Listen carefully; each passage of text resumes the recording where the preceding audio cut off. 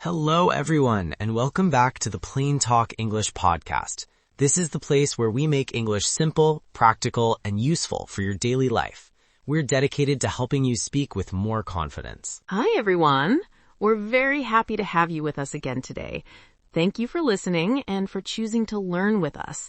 Whether you are a new listener or have been with us from the start, we truly appreciate your time. I'm Daniel, and I'm excited for our topic today. And I'm Anna.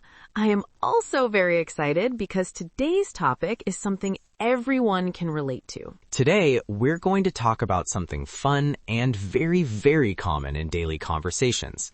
We're talking about hobbies and free time. This is a perfect topic for getting to know people on a more personal level. Yes. Hobbies are the things we like to do when we are not working or studying. They're activities we choose for fun, relaxation, and enjoyment. People often talk about hobbies when they meet someone new because it's a friendly and positive way to start a conversation. That's right. It's a great way to get to know someone better. When you share your hobbies, you are sharing a part of your personality. And when you ask someone about their hobbies, you are showing that you are interested in them as a person. So, Daniel, to get us started, let me ask you a simple and a very common question. What do you like to do in your free time? That's a great question, Anna. In my free time, I like to read books and listen to music. I also really enjoy going for long walks in the park, especially when the weather is nice. It helps me relax and clear my mind after a busy week. That sounds very peaceful and refreshing. It's so important to have activities that help you unwind.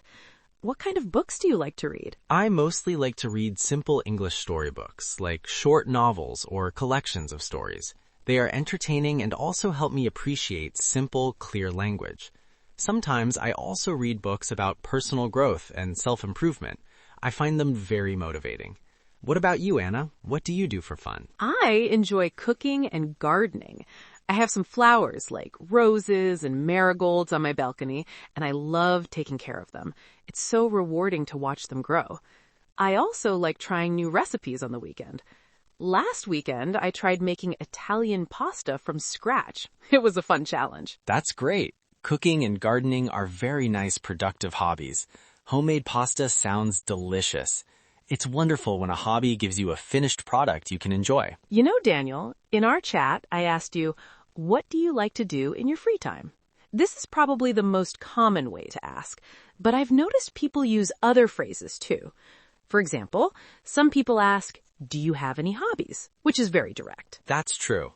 A more casual, friendly way I often hear is, what do you do for fun? And another very common question is, how do you spend your weekends? This one is great because many people do their hobbies on Saturday and Sunday. Oh, that's a good one. It focuses the conversation. I've also heard a very casual phrase that younger people sometimes use. They might ask, what are you into? It just means, what are your interests? Exactly. So we have a few great options to ask someone about their hobbies. Let's practice using one. So, Anna, let me ask you, how do you usually spend your weekends? On weekends, I usually dedicate some time to my garden in the morning. Then in the afternoon, I like reading a book at a quiet cafe. And in the evening, I often cook a special meal for my family. What about you, Daniel? I usually play football with my friends at the local park on Saturday mornings. In the evenings, I like to relax and watch movies. It's a good balance of being active and relaxing. That sounds like a perfect weekend. A little bit of sports and a little bit of entertainment. Now let's talk in more detail about some common hobbies our listeners might have or want to talk about. We can give them some useful vocabulary for each one. That's a great idea. We can group them into categories to make it easier. How about we start with creative hobbies? Perfect. These are hobbies where you make something. For example, cooking and baking. Many people enjoy cooking meals and baking cakes, bread, or cookies. Why it's popular? It's a useful skill, it's creative, and you can share the delicious results with your family and friends. Useful vocabulary: recipe, the instructions; ingredients, the food items like flour, sugar, vegetables; to chop, to cut into small pieces; to bake, to cook in an oven; delicious.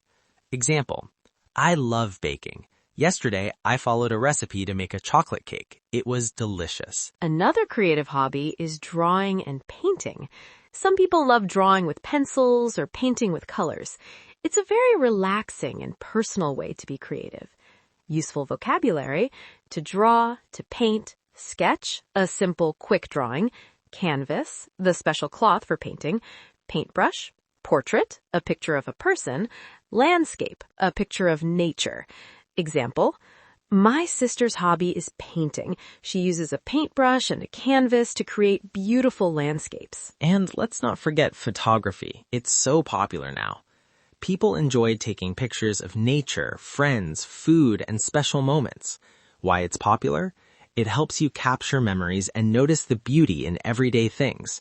Useful vocabulary: camera, to take a photo; selfie, a photo of yourself; to edit, to change or improve a photo; angle. Example: I'm getting into photography. I love taking photos of sunsets from different angles. Great! Now let's look at our next category: active and outdoor hobbies. My favorite kind. First up, playing sports. People play team games like football, cricket, and basketball, or individual sports like tennis. Why it's popular? Playing sports is fun, exciting, and also very good for your health.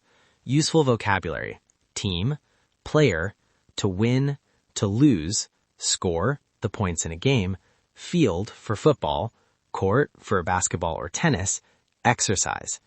Example: I play on a basketball team. Last week we won our game. The final score was 54-50. A less intense outdoor hobby is walking or hiking. This can be a simple walk in a park or a more adventurous hike in the mountains. Why it's popular? It's a great way to enjoy fresh air and nature. Useful vocabulary: to hike, trail, the path you follow, nature, mountain, comfortable shoes. Example: on weekends, my family and I like to go hiking on a beautiful trail in the nearby mountains. And your hobby, Anna? Gardening. Many people enjoy growing flowers, plants, and even vegetables. Why it's popular? It can be very relaxing and satisfying to care for a plant and watch it grow. Useful vocabulary: to plant, to water, seed, soil, the earth, flower, vegetable. Example: my father's hobby is gardening. He loves planting tomato seeds in the spring. Excellent. Our final category is relaxing and indoor hobbies. Like my hobby, reading books. Reading books, magazines, or articles online. Why it's popular? It can teach you new things and improve your imagination. Useful vocabulary: book, novel, a fiction story, author, the writer, chapter, library. Example: I love reading novels. I read 2 chapters every night before I sleep. It helps me relax. That's a great habit. And how often do you work on your garden? I water my plants every other day, so on Monday, Wednesday, and so on. But I spend more time on it on Sundays, maybe for an hour, to check the leaves and the soil. What about you, Daniel? How often do you play football? I play football once a week, every Saturday morning. And I go for walks a few times a week in the evenings, especially when the weather's good. That's a nice routine. It shows how we can use different phrases. Let's give our listeners a clear list of these useful words for frequency. Good idea. These are called adverbs of frequency. Always, 100%. For example, I always listen to music in the car. Usually, about 80%. For example, I usually watch a movie on Fridays. Often, about 60%. I often go hiking in the summer. Sometimes, about 40%. I sometimes play video games. Rarely, about 10%. I rarely bake cakes. Never, 0%. I never go swimming in winter. And here are some other very common phrases. Every day, once a week, twice a week, on weekends, every other day, from time to time. This means the same as sometimes. Part 4. Practice for our listeners. Now it's time for our favorite part of the show. It's time to help our listeners practice. Yes, don't just listen, speak. We will ask a question. Please pause the podcast and answer the question out loud. Ready? Let's begin. Question 1. What is your favorite hobby? You can say, my favorite hobby is, for example, my favorite hobby is cycling. Question 2. What do you like to do in your free time? You can start with, in my free time, I like to, or I enjoy. For example, I enjoy listening to podcasts and going to the gym. Question 3. How often do you do your hobby? You can say, I usually, I sometimes, or I do it twice a week. For example, I usually play guitar on weekends. Question 4. Why do you enjoy your hobby? You can say, I enjoy it because it's fun or because it helps me relax. For example, I enjoy hiking because I love being in nature. Wonderful job, everyone. The more you practice, the easier it will become.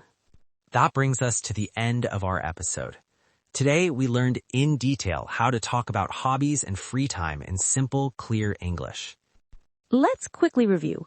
We learned different ways to ask about hobbies, how to answer, we explored many common hobbies with useful vocabulary, and we learned how to talk about how often we do them. Remember, when you talk about your hobbies, you don't need difficult English. Simple sentences are enough to have a great conversation. The goal is to connect with another person. Our advice is to practice talking about your hobbies every day. You can ask your friends about their hobbies too. The more you use this language, the better you will become. Thank you so much for listening to the PlainTalk English Podcast. We are so happy you chose to spend your time with us. We hope today's detailed episode helped you learn something new and useful. Join us next time for another easy and practical English lesson. Until then, take care, everyone. Keep practicing, and goodbye. Bye.